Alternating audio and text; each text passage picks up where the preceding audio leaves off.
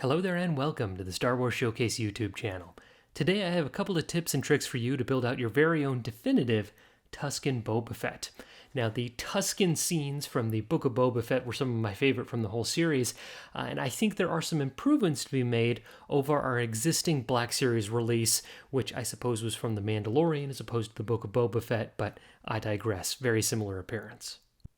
That said, I think there's improvements to be made here when it comes to both the robes for Boba Fett, which when he wears them are a black as opposed to Hasbro's dark brown, as well as to that head sculpt.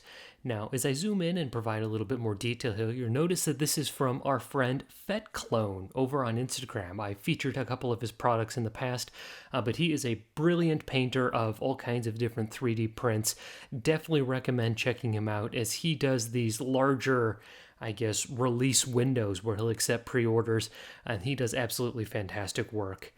The robe that you see here is from Ironheart Customs, and they are working to create, 1 to 12 6-inch scale action figure robes and cloaks, different capes, and this is a huge improvement over the existing Hasbro release here, as the fabric is made of a much softer material. It's much more accurate to what we see in the show. It just has that general larger, more flowy feel to it that Fett has in the show, as opposed to what we have on the standard figure. So I'll provide some links down in the description below if you want to check out both Fett Clone as well as Ironheart Customs.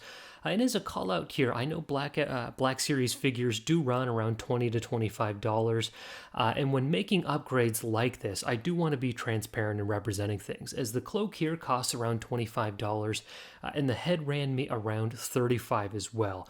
And so making improvements like this to Black Series figures does come with a price tag.